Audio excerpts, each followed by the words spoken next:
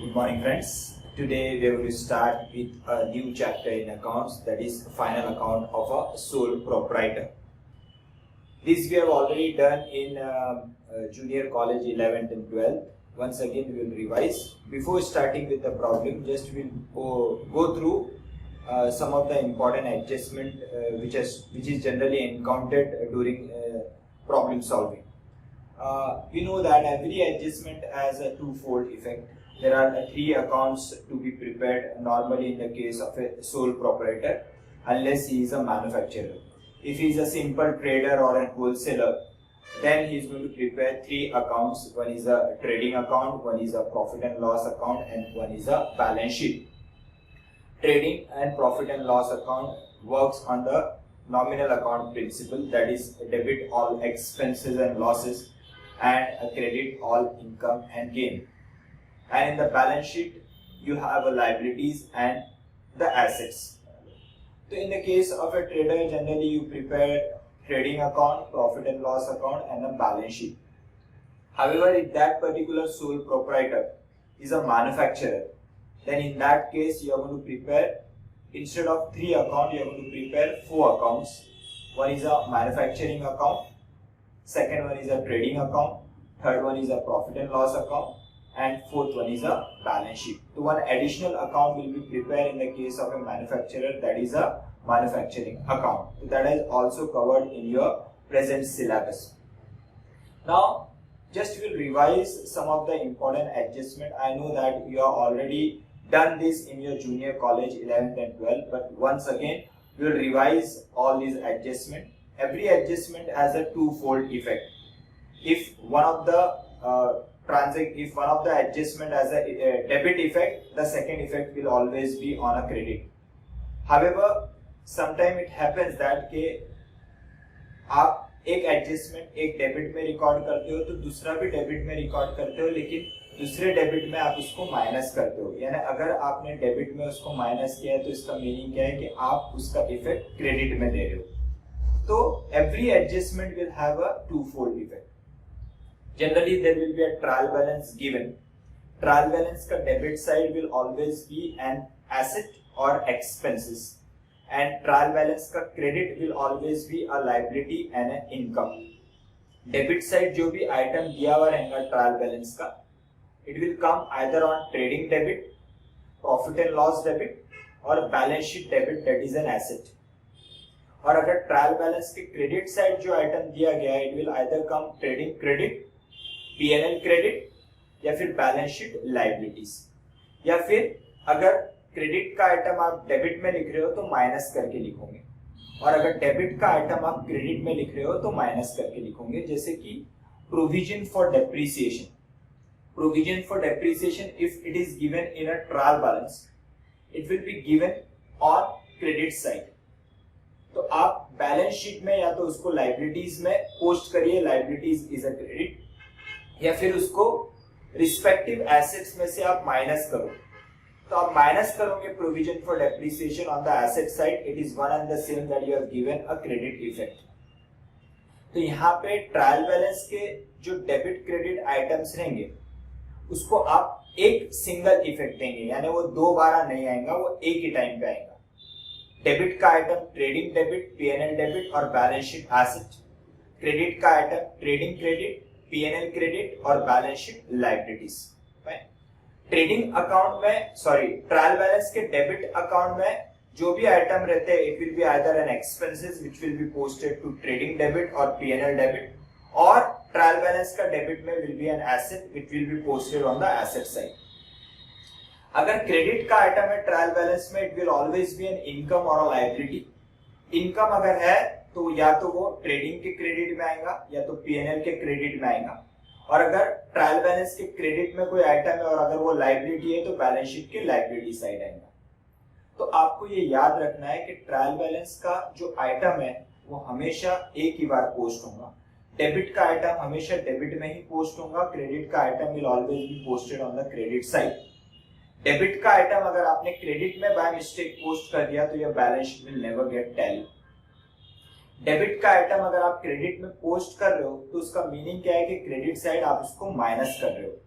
लेकिन by mistake अगर आपने माइनस नहीं किया या ऐसे लिख दिया, डेबिट का आइटम आपने क्रेडिट में लिख दिया या क्रेडिट का आइटम आपने डेबिट में लिख दिया, ट्रायल बैलेंस में जो डेबिट में दिया हुआ है आपने सॉल्व करते वक्त उसको ट्रेडिंग के क्रेडिट, पीएनएल के क्रेडिट या बैलेंस शीट के लायबिलिटीज में बाय मिस्टेक डाल दिया है। ट्रायल बैलेंस का जो डेबिट का अमाउंट है या फिर क्रेडिट का अमाउंट है ट्रायल बैलेंस का, आपने बाय मिस्टेक ट्रेडिंग के डेबिट में डाल दिया, पीएनएल के डेबिट में डाल दिया, बैलेंस शीट के आइटम में बैलेंस शीट के एसेट्स में डाल दिया। कौन सा?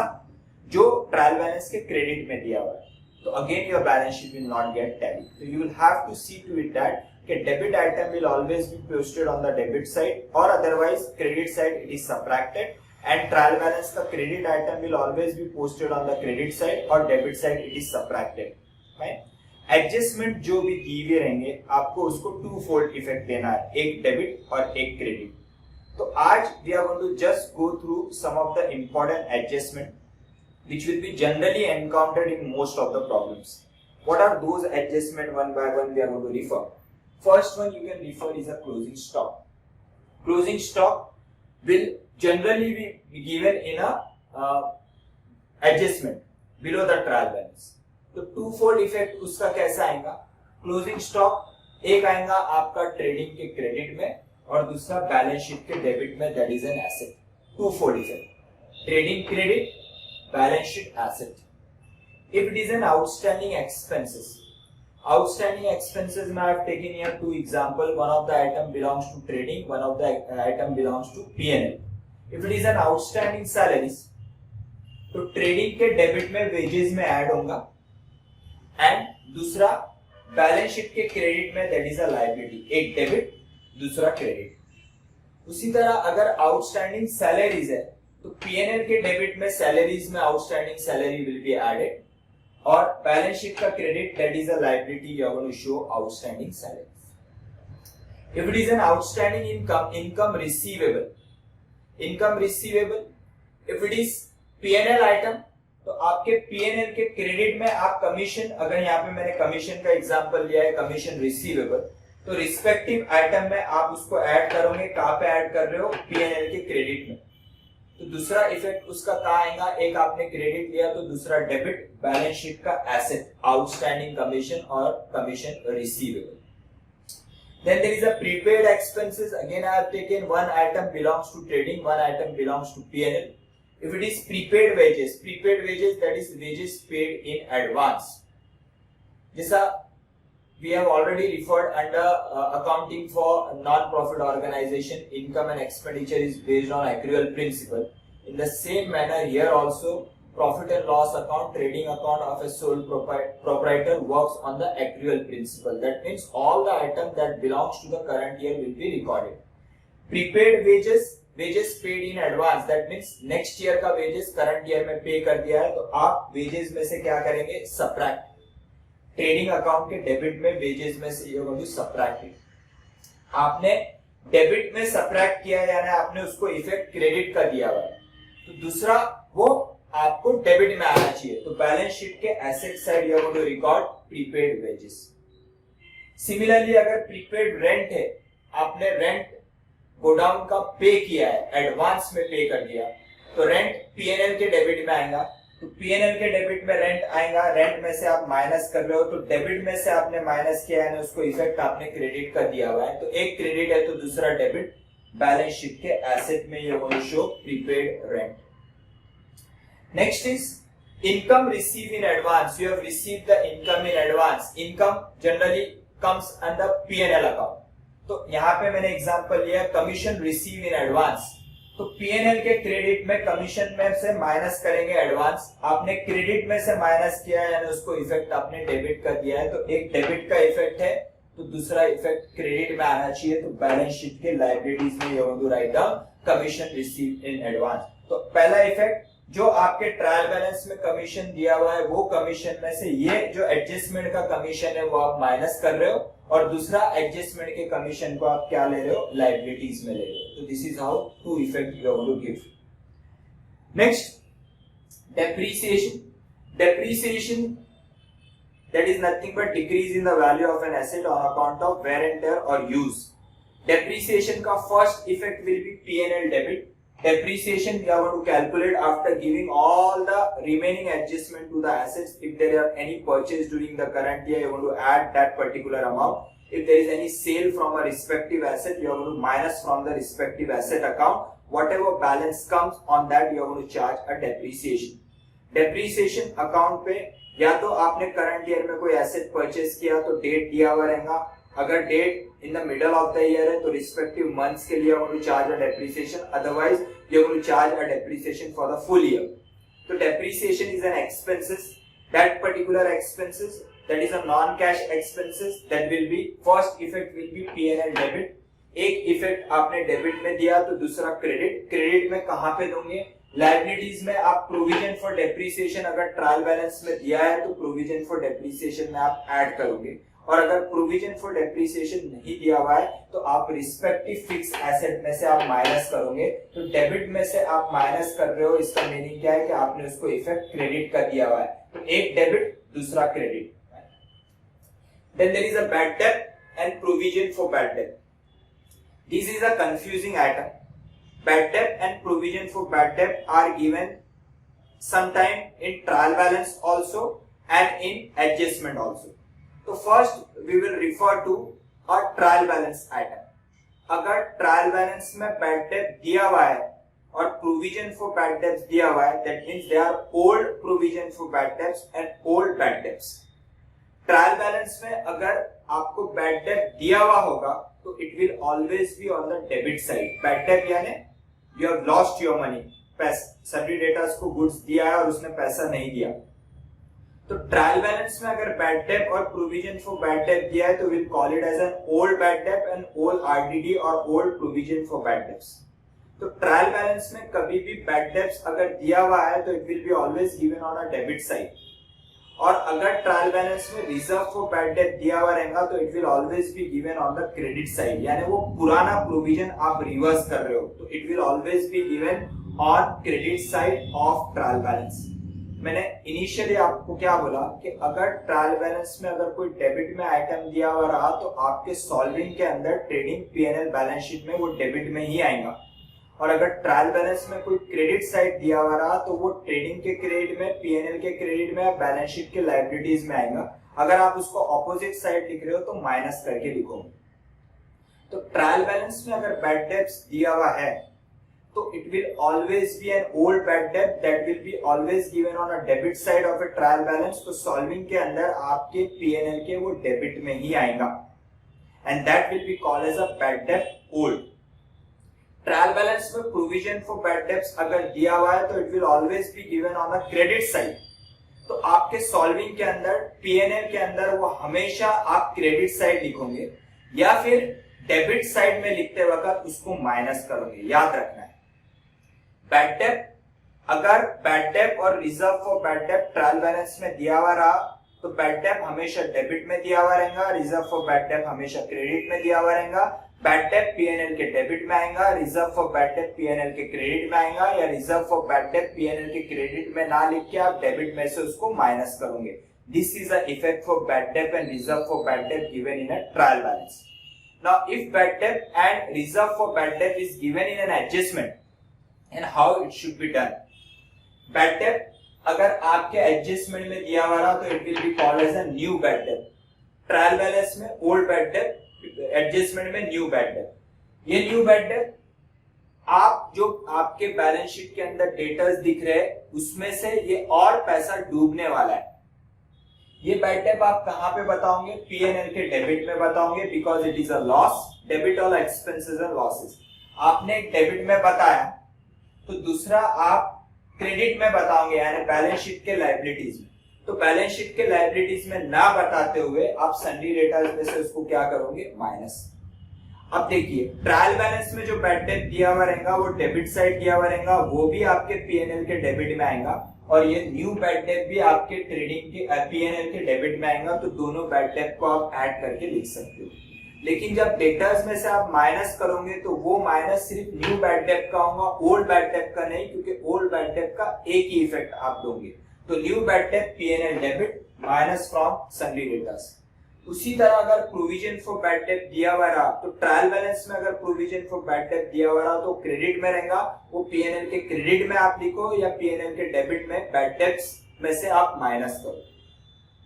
तो यहाँ पे रिजर्व फॉर बैड डेट्स जो है वो आप कहा लेंगे same as bad debt, you are going to take PNL debit and assets में डेटर्स में से minus. Provision for bad debts का मीनिंग क्या है? बैड डेट्स का मीनिंग है पैसा ऑलरेडी डूब गया। प्रोविजन फॉर बैड डेट्स का मीनिंग है कि शायद और डूबेगा तो एक पर्टिकुलर परसेंटेज आप रिमेनिंग डेटर्स पे कैलकुलेट करते हो। For example, if sundry debtors are 1,10,000 and bad debt given in an adjustment is 10,000 and reserve for bad debt is given as 10%. Sorry, 5%. Listen carefully. Sundry debtors given in a trial balance is 1,10,000. In adjustment, they are given bad debt 10,000 and provision for bad debt as 5%. तो bad debt पहला effect का आएगा PNL के debit में, दूसरा effect क्या आएगा? Sundry debtors 1,10,000 minus bad debt new 10,000 remaining sundry debtors rupees 1,00,000 और आपको प्रोविजन फॉर बैड डेट्स कितना दिया हुआ है? 5%। तो 5% ऑन रिमेनिंग डेटर्स पे आप कैलकुलेट करेंगे, ना कि टोटल डेटर्स पे, क्योंकि 10,000 तो ऑलरेडी डूब गया, बचा 1,00,000। 1,00,000 पे और एक्सपेक्टेशन ऐसे है कि 5% और डूबने वाला है, तो 1,00,000 पे 5% 5,000। तो 5,000 का पहला इफेक्ट पीएनएल का डेबिट, दूसरा इफेक्ट ये भी 5,000 सन्ड्री डेटर्स में जो रिमेनिंग 1,00,000 रुपए आया after subtracting new bad date, उसमें से 5,000 रुपए भी माइनस करेंगे। तो आपके सन्ड्री डेटर्स बैलेंस शीट में इनर कॉलम में 1,10,000 minus bad debt new 10,000 balance 1,00,000, 1,00,000 में से न्यू आरडीडी 5,000, आउटर कॉलम में 95,000 आप बताओगे। पीएनएल के डेबिट में दिखेगा bad debt new 10,000, reserve for bad debt new 5,000, total 15,000। और अगर पुराना बैड डेट भी आपके ट्रायल बैलेंस में 15,000 दिया हुआ है या 20,000 दिया हुआ है, फॉर एग्जांपल आपका ट्रायल बैलेंस में भी बैड डेट दिया हुआ है 20,000, तो आपका न्यू बैड डेट और न्यू आरडीडी कितना आया? 10 + 5 15। ये 15 में आप पुराना बैड डेट 20,000 ऐड करेंगे तो टोटल हो जाएगा 35,000। और ट्रायल बैलेंस में पुराना आरडीडी भी दिया हुआ है लेकिन वो क्रेडिट साइड दिया हुआ है, एग्जांपल 10,000, तो वो 10,000 आपके ये टोटल 35,000 जो डेबिट साइड आप लिख रहे हो उसमें से माइनस होगा। तो एडजस्टमेंट किस तरीके से आएगा आपके पीएनएल के अंदर?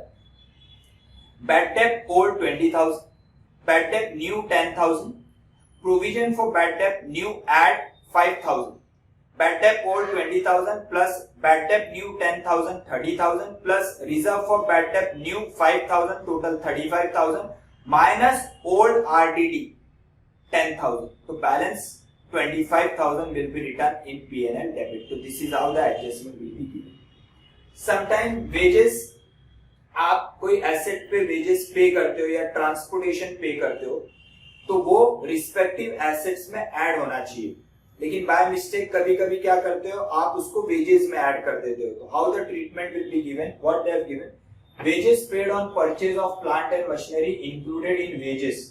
तो प्लांट एंड मशीनरी का वेजेस आपने रॉन्गली ट्रेडिंग के वेजेस में ऐड कर दिया, तो उसमें से आप रिमूव कर दोगे। तो क्या करोगे? वेजेस में से आपने wages on plant and machinery remove किया, यानी डेबिट साइड आप माइनस करो, यानी इफेक्ट दिया है क्रेडिट, तो दूसरा इफेक्ट आना चाहिए डेबिट। तो प्लांट एंड मशीनरी में आप वो वेजेस को ऐड कर दोगे, और अगर डेप्रिसिएशन दिया हुआ है तो ये वेजेस ऐड करके डेप्रिसिएशन आप कैलकुलेट करोगे। सिमिलरली अगर ट्रांसपोर्टेशन है और उसको फ्रेट में इंक्लूड कर दिया तो फ्रेट में से माइनस करोगे और रिस्पेक्टिव एसेट्स में ऐड करोगे। ऐड करने के बाद आप डेप्रिसिएशन कैलकुलेट करोगे। Next is stock of printing and stationery, that is a closing stock of printing and stationery given in a adjustment. तो same treatment as we used to do in accounting for not for profit organisation.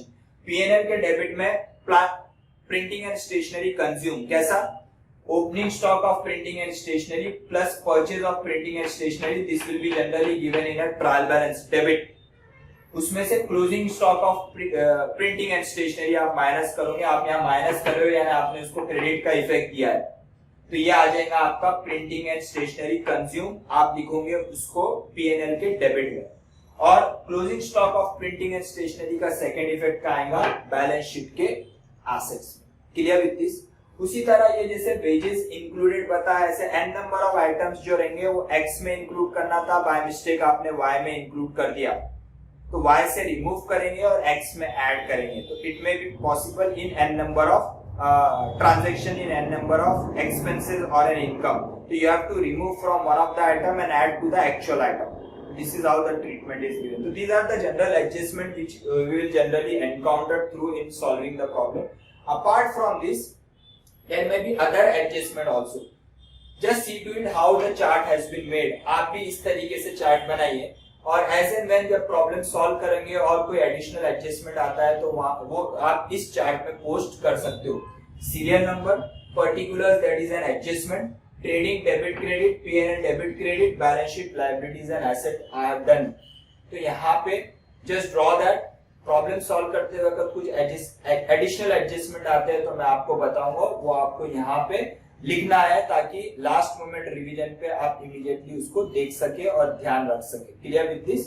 तो we will stop with this and will start with problem number 1।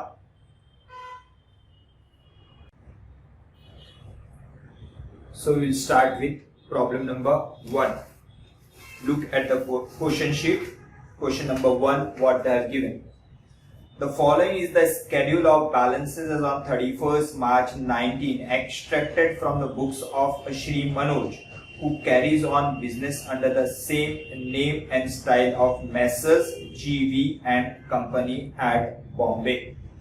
Now they have given a trial balance. What they have given? I told you that trial balance debit item will be either an expenses or an asset, which will come either on trading debit, P&L debit or balance sheet assets.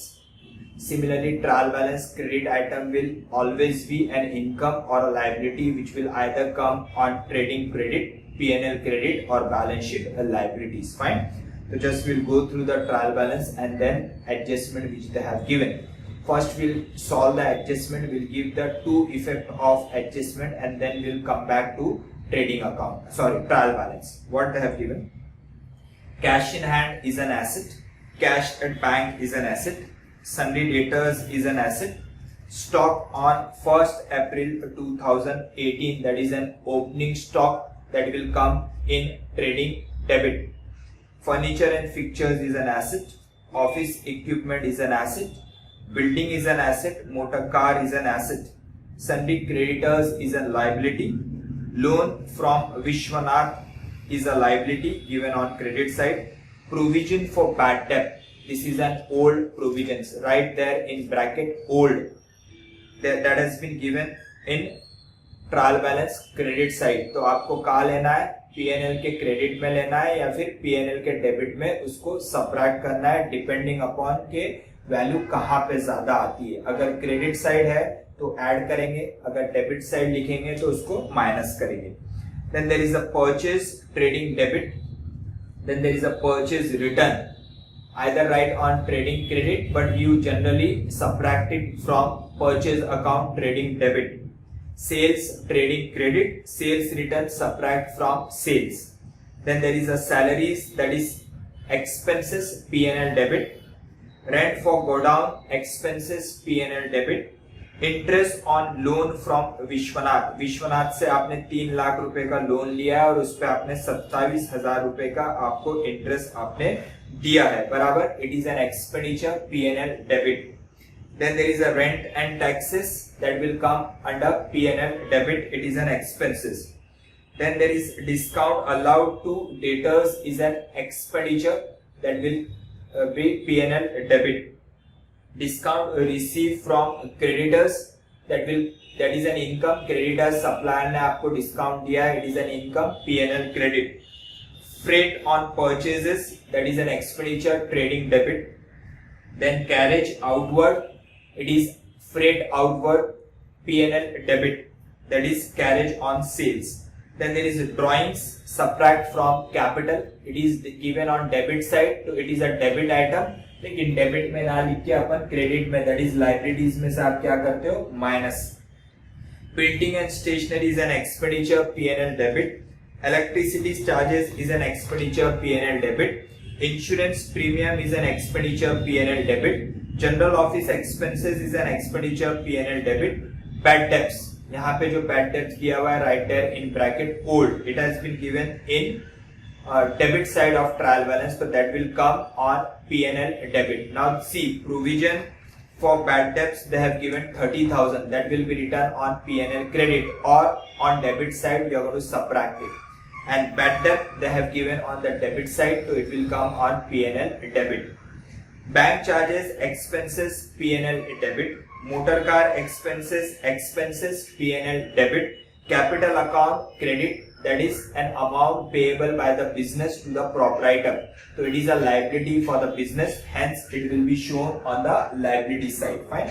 So these are the values given in a trial balance. Now come to the adjustment. First we'll solve the adjustment and then we'll again move to trial balance.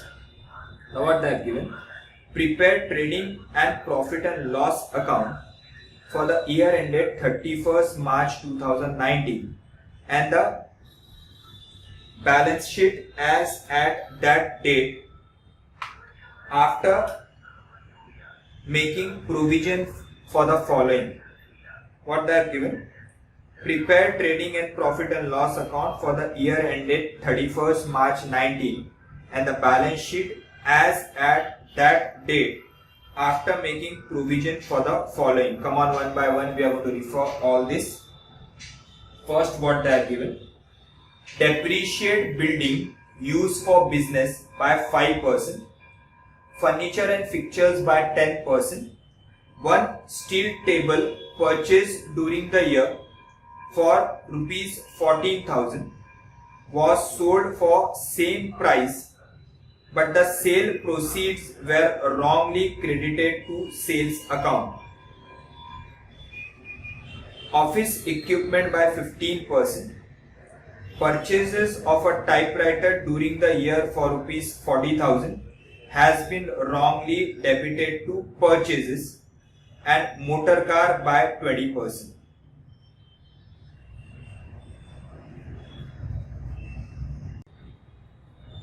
So adjustment number 1 incorporates about depreciation. So what is?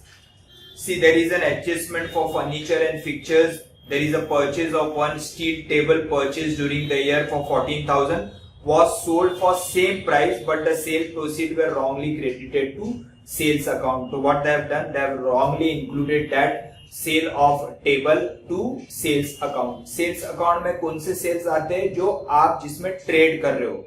Fix asset जब आप cell करते हो तो it should be subtracted from fix asset and it should not be included in sale. Sale में वही सब amount आते हैं जिसका आप ट्रेडिंग कर रहे हो, जिस गुड्स में आप डील कर रहे हो. तो यहाँ पे they have wrongly included in sales, तो आप सेल्स में से आप माइनस करोगे और फर्नीचर में से भी आप क्या करोगे? माइनस. बराबर. तो सेल्स में से वो रिमूव हो जाएगा क्योंकि आपने सेल्स में रॉन्गली इंक्लूड किया है. तो सेल्स में से आप माइनस करोगे यानी sales you write in trading credit, तो माइनस कर रहे हो यानी आप उसको डेबिट इफेक्ट दे रहे हो, और फिर फर्नीचर में से आप उसको माइनस कर रहे हो यानी डेबिट में से माइनस कर रहे हो यानी you are given a credit effect. Office equipment by 15%. Purchase of a typewriter during the year 40,000 has been wrongly debited to purchase. यहाँ पे भी आपने एक plant and machinery equipment purchase किया है, टाइपराइटर. आपने उसको फिक्स एसेट में ऐड करना चाहिए था लेकिन रॉन्गली परचेज में ऐड कर दिए.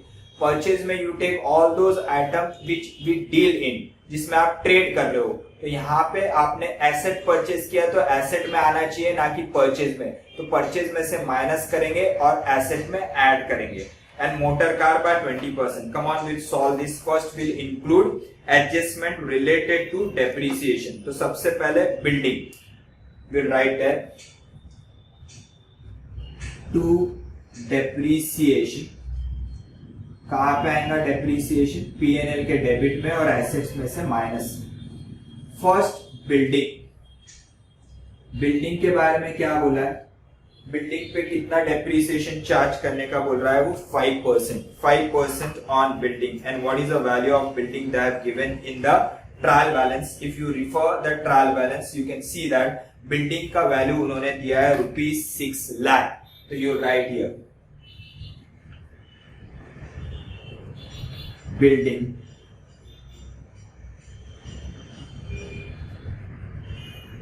₹6 लाख और उस पे कितना डेप्रीसिएशन बोल रहा है 5%, तो दिस विल बी 30,000.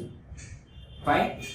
बिल्डिंग पे how much depreciation he want us to charge, that is 30,000. Second effect कहां पे आएगा, आपके एसेट्स में. Building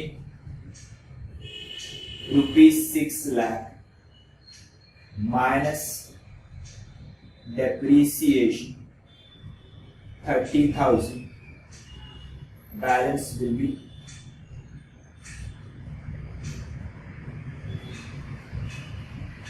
5,70,000 is your depreciation. Second क्या बोल रहा है, देखिए सेकेंड में फर्नीचर एंड फिक्चर्स है, उसमें एक एडजस्टमेंट है सेल का जो रॉन्गली सेल में इंक्लूड हो गया है. तो आपको क्या करना पड़ेगा, you will have to subtract it from sale and also subtract it from plant and machinery, sorry furniture and fixture. तो कितना वैल्यू है देखिए 14,000. 14,000 का अमाउंट जो है वो रॉन्गली सेल्स में इंक्लूड हो गया है. Sales by sales trading account के क्रेडिट में सेल्स कितना दिया हुआ है देखिए ट्रायल बैलेंस में, they have given 23 lakhs. 23 lakhs का सेल दिया हुआ है बराबर. उसमें से सेल ऑफ क्या चीज का सेल इंक्लूड हो गया है by mistake, office table, that is steel table. Sale of steel table wrongly included in sales. कितना था स्टील टेबल का वैल्यू 14,000. तो यहाँ पे 14,000 आप सबट्रैक्ट कर रहे हो, तो दिस विल बी 22,86,000 बराबर. और दूसरा आपके फर्नीचर एंड फिक्चर्स में से वो सेल हो गया है. फर्नीचर एंड फिक्चर्स की वैल्यू ट्रायल बैलेंस में कितनी दी हुई है देखिए. फर्नीचर एंड फिक्चर्स आपके ट्रायल बैलेंस में how much they have given 2,14,000. अब यहाँ पे डेट नहीं दी हुई है कि कब आपने सेल किया, तो will assume that it has been sold at the start of the year. Sale of steel table, कितने का टेबल बेचा आपने 14,000 का. ये वैल्यू आ गई आपकी 2 लाख. और डेप्रीसिएशन कितना चार्ज करने का बोल रहा है वो, डेप्रीसिएशन क्या रेट से चार्ज करने का बोल रहा है आपको. Depreciation on furniture and fixture is 10%. तो आप 10% से डेप्रीसिएशन चार्ज करोगे to furniture and fixture. Value कितनी आई 2 लाख. 2 लाख पे 10% विल बी 20,000. तो आप यहाँ पे 20,000 rupees you will subtract and balance will be 1,80,000 बराबर. उसके बाद वो क्या बोल रहा है आपको कि ऑफिस इक्विपमेंट 15%. ऑफिस इक्विपमेंट की वैल्यू कितनी दी हुई है देखिए 1,60,000. लेकिन एक एडजस्टमेंट है. ऑफिस इक्विपमेंट क्या बोला है ऑफिस इक्विपमेंट के बारे में कि एक टाइपराइटर परचेज किया है 40,000 का जो रॉन्गली परचेज में ऐड हो गया, तो परचेज में से रिमूव करेंगे, ऑफिस इक्विपमेंट में ऐड करेंगे.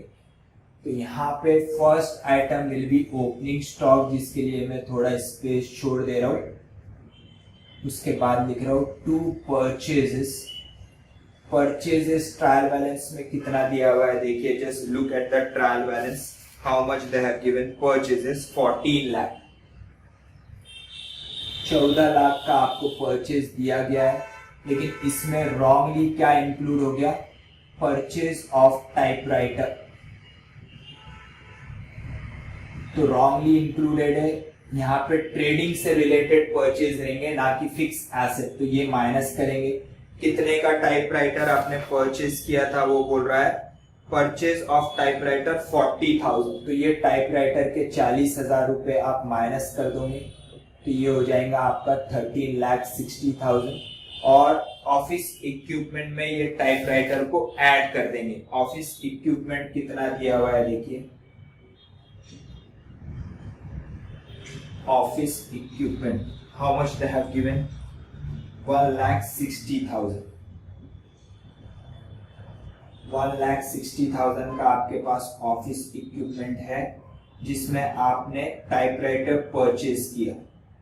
परचेज ऑफ टाइपराइटर, फिर से यहाँ डेट दी भी नहीं है तो will assume that at the start of the year purchase किया है। परचेज ऑफ टाइपराइटर कितने का है? वी हैव यहाँ पे 40, तो 40 को ऐड करेंगे तो ये हो जाएगा आपका 2 लाख और 2 लाख रुपए पे आप डेप्रिसिएशन चार्ज करोगे। और क्या रेट से चार्ज करने का बोल रहा है वो? 15%। तो 2 लाख रुपीस पे 15% विल बी 30,000। 30,000 रुपए का आप डेप्रिसिएशन ले रहे हो ऑफिस इक्विपमेंट के ऊपर। तो यहाँ पे 30,000 you will subtract two fold effect 30,000, balance हो गया आपका 1,70,000। 1,70,000 रुपीज आपके बैलेंस शीट में आप बता रहे हो, बराबर। नेक्स्ट को क्या बोल रहा है? Next depreciation is motor car 20%। Motor car से रिलेटेड कोई भी एडजस्टमेंट नहीं है। मोटर कार की वैल्यू दी हुई है आपको बैलेंस शीट में। How much? ट्रायल बैलेंस में 2 लाख। बैलेंस शीट के एसेट्स में you have to take motor car 2 lakh. और डेप्रिसिएशन क्या रेट से बोल रहा है?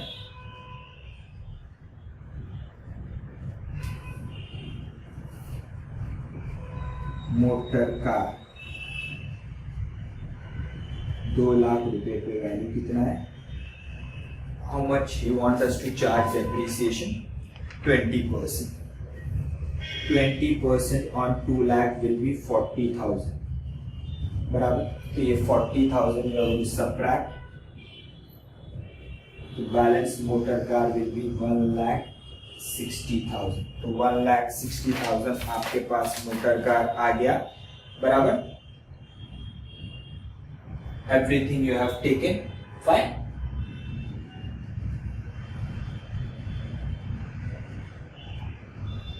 So what is the total depreciation? 30, 50, 60, 70, 80, 1,20,000 is your depreciation amount. 1,60,000, 1,20,000 is a depreciation amount. Now what is the next adjustment they have given?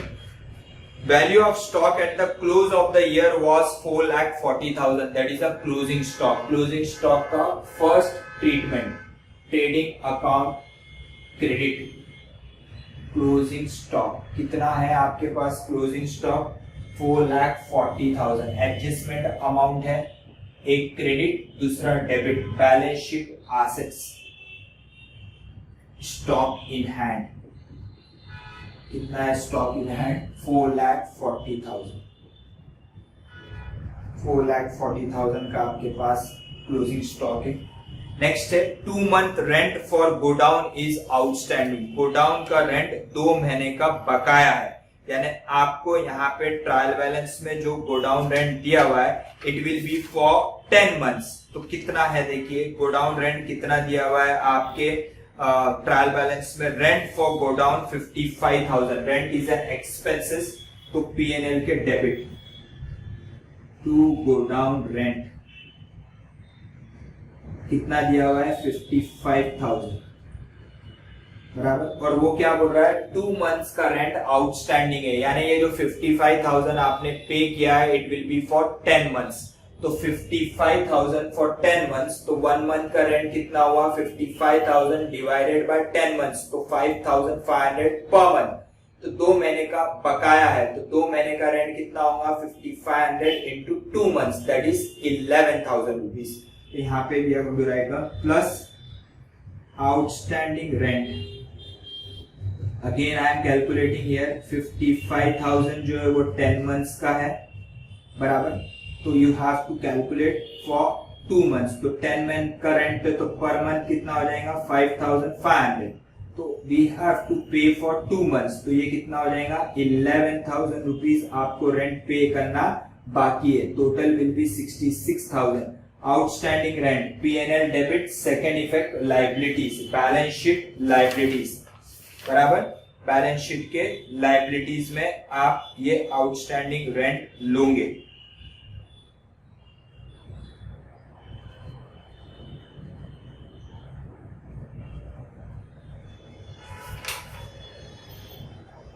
तो कितना आएगा outstanding rent?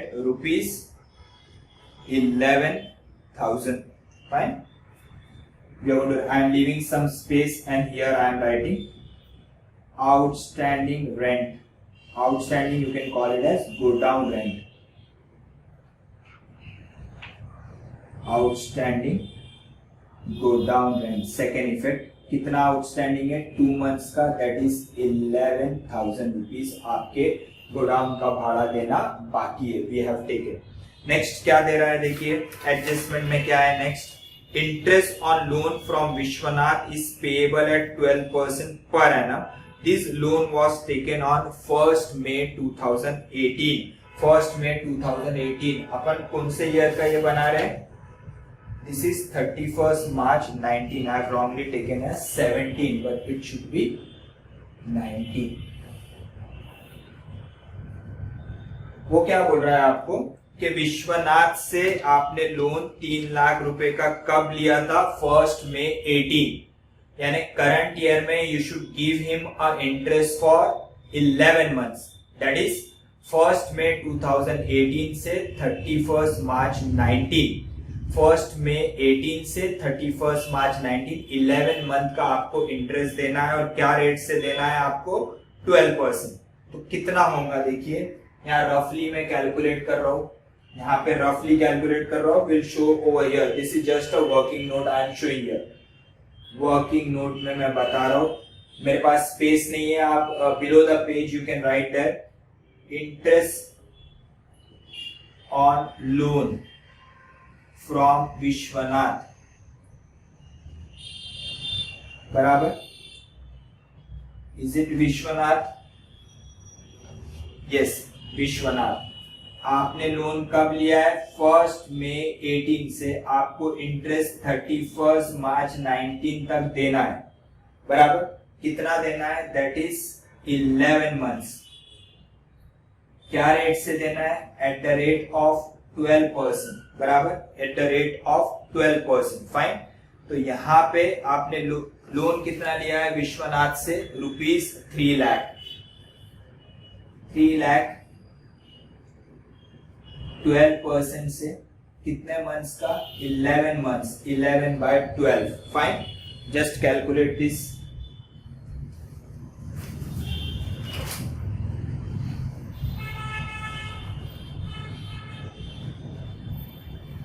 क्या आ रहा है देखिए, 3 lakh into 12% into 11 divided by 12, यानी आपको इंटरेस्ट कितना देना है? 33,000 रुपए का आपको इंटरेस्ट देना है। और ट्रायल बैलेंस में interest on loan from Vishwanath 27,000 rupees दिया हुआ है। 27,000 पेड। तो आउटस्टैंडिंग कितना है? Outstanding will be 33 minus 27, that is 6,000 rupees आपके आउटस्टैंडिंग अमाउंट है। 6,000 रुपए आपको इंटरेस्ट पे करना है। ये working note number 1। Copy this below the page. Fine. तो यहाँ पे आप कैसा लिखोगे? Interest on loan is an expenditure to interest on loan from Vishwanath. कितना ट्रायल बैलेंस में दिया है? 27,000 outstanding plus outstanding interest. Working note number 1। कितना आउटस्टैंडिंग है? तो वो बोल रहा है आउटस्टैंडिंग है 6,000। तो ये प्लस करेंगे, टोटल हो जाएगा 33,000 और 6,000 आपको आउटस्टैंडिंग पे करना है। तो यहाँ पे लिखेंगे liabilities, outstanding interest on loan taken from Vishwanath. कितना? 6,000 रुपीज का आपको इंटरेस्ट पे करना है। Just copy this working note. Don't copy in P&L credit. I don't have space. That's the reason I have written over here. You write below the balance sheet, write there working note 1 interest on loan from Vishwanath. You write there. Just copy that.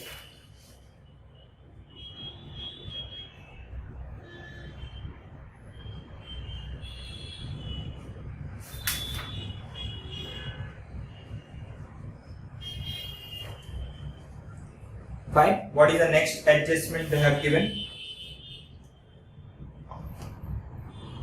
Reserve for bad debt is to be maintained at 5% of sundry debtors. Have you copied this? Please copy this.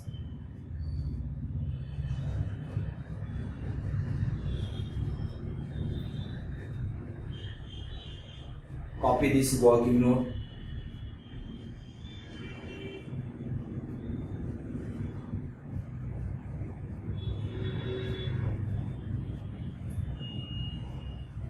I'm rubbing this.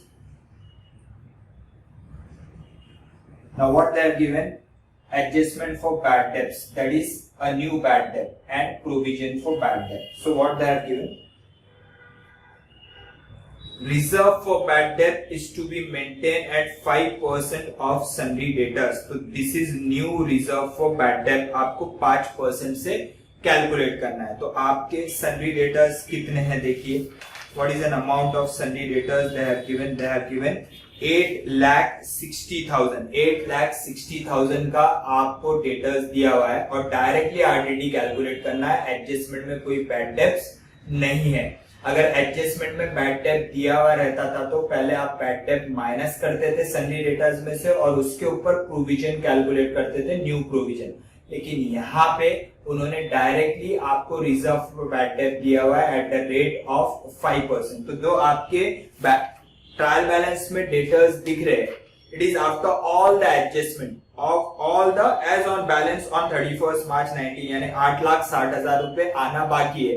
लेकिन adjustment में बोल रहा है कि उस पर provision करके रखो, शायद पैसा 5% से डूबेगा. तो आपको प्रोविजन करना है. फर्स्ट इफेक्ट आपका कहां पे आएगा? मैंने आपको बोला new RDD will come in PNL debit. लेकिन यहाँ पे उन्होंने ओल्ड बैड डेब्ट्स भी दिया है और ओल्ड आरडीडी भी दिया हुआ है. तो ये सब चीज को एक ही जगह क्लब करके we are going to write down. Fine. तो here I am taking over here. Am I visible over here? Yes. तो यहाँ पे क्या आएगा देखिए, 2 bad debts old. पहले ट्रायल बैलेंस का ले लेते हैं क्योंकि मैं सभी चीज को एक जगह पे क्लब कर रहा हूं. तो ट्रायल बैलेंस का old bad debts trial balance के डेबिट में दिया हुआ है, इसलिए मैं पीएनएल के डेबिट में ले रहा हूं. तो बैड डेब्ट्स कितना दिया हुआ है ट्रायल बैलेंस के डेबिट में? अगर आप देखोगे तो वहां पे दिया हुआ है how much?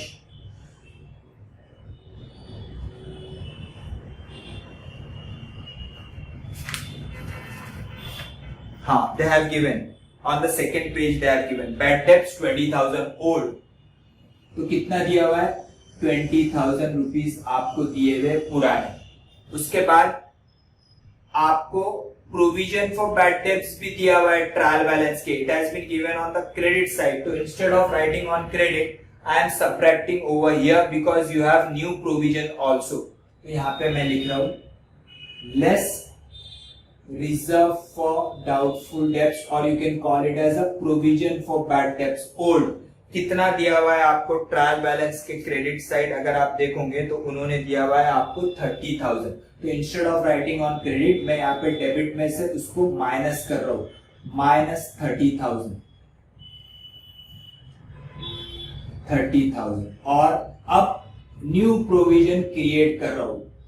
न्यू आरडीडी क्या रेट पे? ये है आपका न्यू यानी एडजस्टमेंट का आरडीडी. कितना बोल रहा है वो? 5%. 5% on debtors. Is it 5%? Yes, it is 5%. Debtors है 8,60,000. तो 8,60,000 पे 5% आपको लेना है. तो कितना आएगा ये? 43,000. ये आपको प्लस करना है. ठीक है. वंस अगेन, पुराना बैड डेब्ट्स डेबिट, पुराना आरडीडी क्रेडिट में ना लिख के डेबिट में माइनस, और न्यू प्रोविजन फॉर बैड डेब्ट डेबिट में ऐड. तो नेट बैड डेब्ट्स का टोटल कितना आ रहा है देखिए, 20,000 minus 30,000 plus 43,000. So you can write over here 33,000. So one way to represent this is 33,000 in this manner. बराबर. या फिर एक और वे से आप किस तरीके से यहाँ पे कर सकते हो ये भी मैं आपको बताता हूँ। पहले यू कॉपी दिस, और अब आपको मैं बता रहा हूँ सेकेंड वे आपको किस तरीके से करना है। आप सभी bad debt, reserve for bad date को इकट्ठा करके एक जगह लिख सकते हो, या फिर बैड डेट को अलग और रिजर्व फॉर बैड डेट का ट्रीटमेंट अलग अलग दे सकते हो आपके प्रॉफिट एंड लॉस अकाउंट में। तो one way is to solve this and second way I am showing to you. ये आपका पुराना बैड डेट्स दिया हुआ है ट्रायल बैलेंस में, बराबर। पुराना बैड डेट्स आपके ट्रायल बैलेंस में कितना दिया हुआ है? दे हैव गिवन यू 20,000। अगर एडजस्टमेंट में भी बैड डेट दिया हुआ रहा तो आप यहां ऐड करोगे bad debt new. Bad debt new यहाँ पे कुछ भी नहीं दिया हुआ है, तो ये हो जाएगा आपका बैड डेट का treatment 20,000। Now provision for bad date. अब प्रोविजन फॉर बैड डेट में आपको पुराना और नए का फिगर देखना है। पुराना फिगर कितना दिया हुआ है? पुराना आपके ट्रायल बैलेंस में दिया हुआ है 20,000। Is it 20,000? No, it is 30,000। Provision for bad debt old given in trial balance is 30,000। पुराना प्रोविजन फॉर बैड डेट्स आपके पीएनएल के क्रेडिट में आएगा और नया प्रोविजन फॉर बैड डेट आपके पीएनएल के डेबिट में आएगा। तो new provision for bad debt is 5% on 8,60,000, तो दैट विल बी 43,000। तो न्यू 43,000 है और ओल्ड 30,000 है।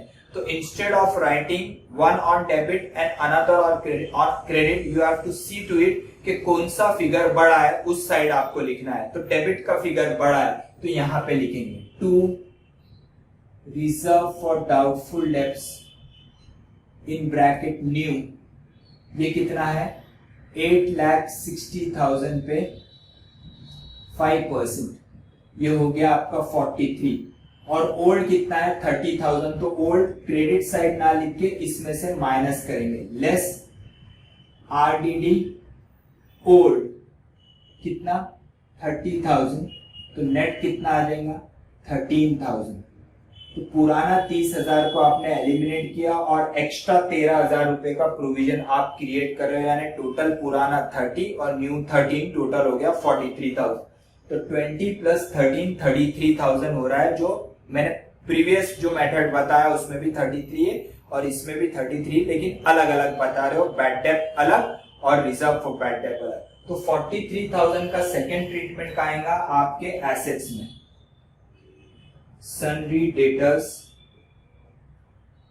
8,60,000 minus reserve for doubtful debts new 43,000। ये कितना आ रहा है देखिए, 8,60,000 माइनस 43 विल बी 8,17,000। 8,17,000 हो गया आपका sundry debtors after making a provision of 5%। After making a provision of 5%। तो you have completed with adjustment number 5। Next adjustment is for insurance premium. Insurance premium के बारे में क्या बोल रहा है? Insurance premium includes 40,000 paid towards proprietor life insurance policy and the balance of insurance charges cover the period from 1st April to 30th June। अभी देखिए insurance premium आपके ट्रायल बैलेंस में दिया हुआ है 55,000। टू इंश्योरेंस प्रीमियम कितना दिया हुआ है? It is an expenditure 55,000। लेकिन बोल क्या रहा है कि उसमें से 40,000 रुपए जो है वो प्रोप्राइटर के पर्सनल है, यानी प्रोप्राइटर के पर्सनल रिलेटेड। तो यहाँ पे ट्रेडिंग और पीएनएल में we take all the items related to business. तो ये 40,000 रुपए बिजनेस से रिलेटेड नहीं है, प्रोप्राइटर के खुद के लाइफ का इंश्योरेंस है, तो वो पर्सनल है, तो वो ड्रॉइंग्स ट्रीट किया जाएगा। तो वो या तो ड्रॉइंग्स में ऐड करो या फिर अलग से उसको कैपिटल में से माइनस करो। तो ये 55,000 में से प्रोप्राइटर का इंश्योरेंस कितना है? 40, उसको रिमूव कर रहा है क्योंकि वो बिजनेस से रिलेटेड नहीं है। ये 40,000 रुपए मैंने रिमूव किए, डेबिट में रिमूव कर रहा हूं यानी मैंने क्रेडिट में लिखा। दूसरा इफेक्ट उसको मुझे डेबिट का देना है क्योंकि मैंने डेबिट में माइनस किया यानी वो क्रेडिट का आइटम है। दूसरा यहाँ पे दे सकता हूँ एसेट में, लेकिन यहाँ ना लिख के मैं उसको कैपिटल में से माइनस कर रहा हूँ। कैपिटल कितना दिया हुआ है देखिए आपके ट्रायल बैलेंस में 16,20,000। 16,20,000 में से ये क्रेडिट है, दूसरा डेबिट यहां ना लिख के मैं यहां पे माइनस करो, माइनस प्रोप्राइटर इंश्योरेंस 40,000 मैंने इंश्योरेंस के माइनस कर दिए। ये बचा मेरे पास 15,80,000 बराबर। अब वो क्या बोल रहा है कि ये जो इंश्योरेंस आपने पे किया है 15,000 का, वो कौन से पीरियड के लिए पे किया है, तो वो बोल रहा है 1 अप्रैल 18 से पेड फॉर 1 अप्रैल 18 से 31 मार्च 19, यानी हाउ मेनी मंथ्स आपने पे किया है, अप्रैल, मई, जून, जुलाई, अगस्त, सितंबर, अक्टूबर, नवंबर, दिसंबर, जनवरी, फरवरी, मार्च बराबर। तो कब तक पे करने का बोल रहा है वो 30 जून 19 तक पे किया है। मार्च, अप्रैल, मई, जून यानी 15 मंथ्स का पे कर दिया, यानी 3 महीने का एडवांस पे कर दिया, तो that is a prepaid insurance. तो 3 मंथ्स का आप माइनस करोगे, लेस प्रीपेड बराबर 15,000 इज फॉर 15 मंथ्स, तो 3 मंथ्स का कितना रहेगा, विल बी 3,000 रुपीज। 15,000 इंटू 3/15, तो ये कितना आएगा, is it for 3 months, is it for 3 months, yes 1 अप्रैल 18 से 30 जून 19। तो ये जो 15,000 है वो 15 मंथ्स का है, तो 3 मंथ्स का एक्स्ट्रा है, तो 15,000 into 3/15 will be 3,000, this will B 12,000। और प्रीपेड इंश्योरेंस आपने डेबिट में माइनस किया यानी क्रेडिट इफेक्ट दिया है, तो दूसरा डेबिट का आएगा बैलेंस शीट के एसेट में, प्रीपेड इंश्योरेंस, प्रीपेड इंश्योरेंस कितना 3,000 हो गया। यहाँ पे देखिए टोटल है आपके 55,000 रुपए, 12,000 रुपए यहाँ पे आ गए, 40,000 रुपए यहाँ पे आ गए, 3,000 रुपीज यहाँ पे आ गए। Got it. तो in this manner we have completed all the adjustment. Now come to your trial balance one by one. We are going to post all the item. First is cash in hand, cash at bank, asset, cash in hand, cash at bank, cash in hand, cash at bank, in hand 14,000 or at bank 26,000. Then there is sundry debtors we have already taken. Then there is a stock on 1st April 18, that is an opening stock 6,20,000. उसके बाद है furniture and fixture we have taken, office equipment you have taken, building you have taken, motor car you have taken, sundry creditors, sundry creditors, sundry creditors कितना है 4,30,000. Then you have loan from Vishwanath, liabilities, loan from Vishwanath कितना है ₹3 लाख, और उस पे 6,000 रुपए का interest देना बाकी है जो आपने अलग से लिखा है। आप इसमें मिला के भी ये 6,000 रुपए, ये 3 लाख रुपए में मिला के आप 3,06,000 एक साथ लिख सकते हो। Provision for bad dates you have already taken, here you have taken पुराना प्रोविजन, क्रेडिट में ना लिख के डेबिट में माइनस किया है। Then there is a purchase 14 lakh you have taken, purchase return minus करेंगे, less purchase return, purchase return कितना माइनस करने का बोल रहा है वो 26,000, तो ये बैलेंस कितना हो जाएगा आपका 13,34,000 13,34,000 आपका परचेजेस आ जाएगा बराबर। नेक्स्ट आइटम क्या बोल रहा है देखिए, वो परचेज रिटर्न हो गया, sales 23 lakh, sales return 42,000 less sales return और रिटर्न इनवर्ड 42,000 कितना आ रहा है देखिए 22,44,000 is your sales, net sale. Then you have salaries 1,10,000. Have you taken salaries? No, you have not taken, and will you take here? 2 salaries. कितना है salaries भाई? 1,10,000. आपका salaries है 1,10,000. Fine. उसके बाद क्या है देखिए, rent for godown 55,000. Godown rent we have already taken this बराबर। Then interest on loan from Vishwanath, वो भी आपने ले लिया है। Rate and taxes 21,000, rate and taxes debit, rates and taxes कितना दिया हुआ है भाई 21,000। 21,000 का आपको रेट्स एंड टैक्सेस उन्होंने दिया हुआ है बराबर। उसके बाद है discount allowed to debtors, to discount to debtors, कितने का डिस्काउंट आपने दिया, खर्चा 24,000 रुपए का हो गया। ये 24,000 रुपए का डिस्काउंट ऑलरेडी डेटर्स में से माइनस हो चुके हैं, तो bad debt provision for bad debt calculate करते वक्त you don't have to take this in account because it is already subtracted. Discount received from creditors is your income. By discount from creditors, कितने का discount आपको मिला, 16,000 रुपए का discount आपको मिला।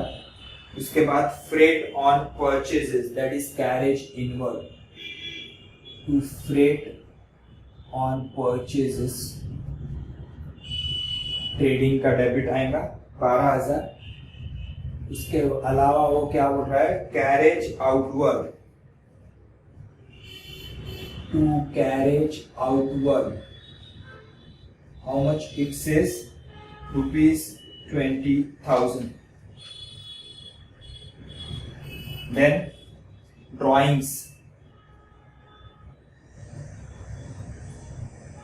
लेस ड्रॉइंग्स, कितना है ड्रॉइंग्स 1,20,000 बराबर। 1,20,000 का ड्रॉइंग्स है, कितना आएगा ये 14,60,000 फाइन। उसके बाद है printing and stationery 18,000, printing and stationery,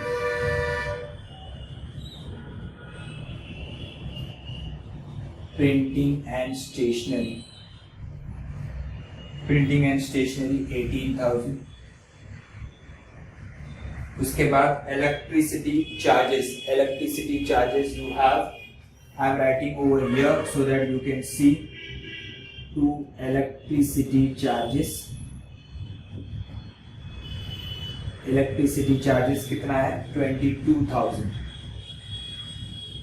ये इलेक्ट्रिसिटी चार्जेस मैंने यहाँ लिखा क्योंकि यहाँ लिखता था तो आपको लिख के नहीं आता था।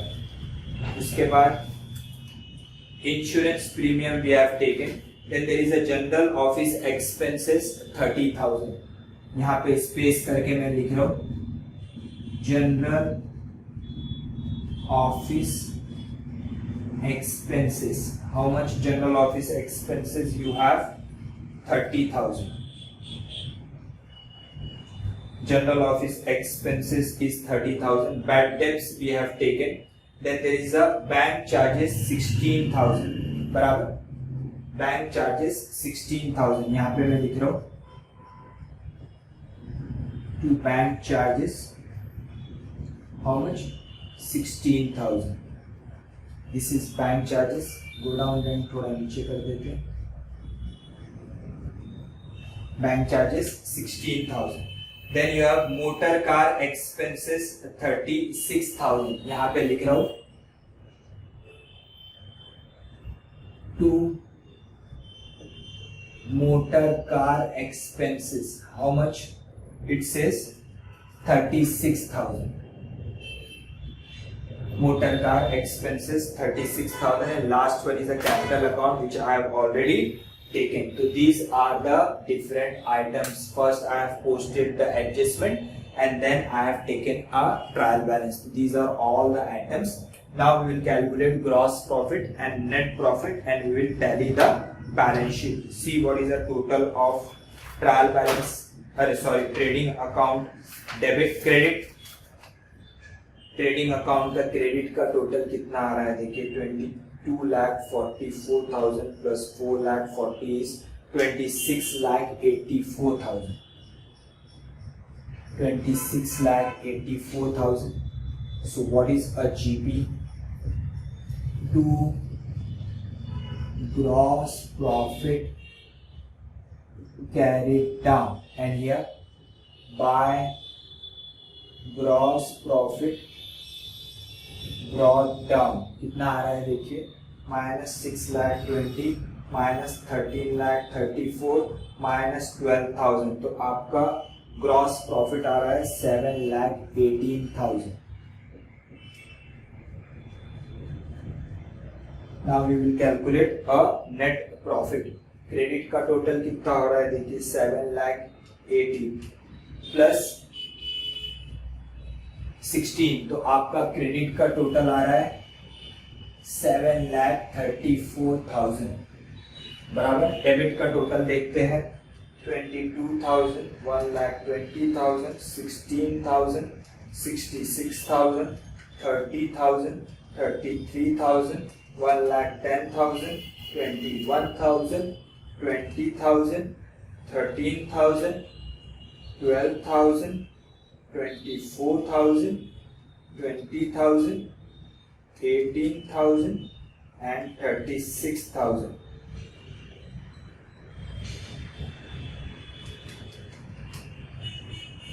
So total is 5,61,000. डेबिट का टोटल है 5,61,000. तो आपका प्रॉफिट कितना आ रहा 7,34,000 minus 5,61,000. 1,73,000 is your net profit. I am writing here to net profit 1,73,000 और टोटल कितना आ रहा है 7,34,000 आपका टोटल है. और ये नेट प्रॉफिट आप किस में ऐड करेंगे आपके कैपिटल में. प्लस नेट प्रॉफिट कितना आ रहा है नेट जैसे सरप्लस ऐड करते थे 1,73,000. ये टोटल कितना हो रहा है देखिए प्लस लॉस रहता था तो माइनस 14,60,000. तो ये आ रहा है आपका. इसको गो डाउन मूवमेंट को नीचे लिख लेते हैं यानी यहाँ पे दिक्कत नहीं होगी.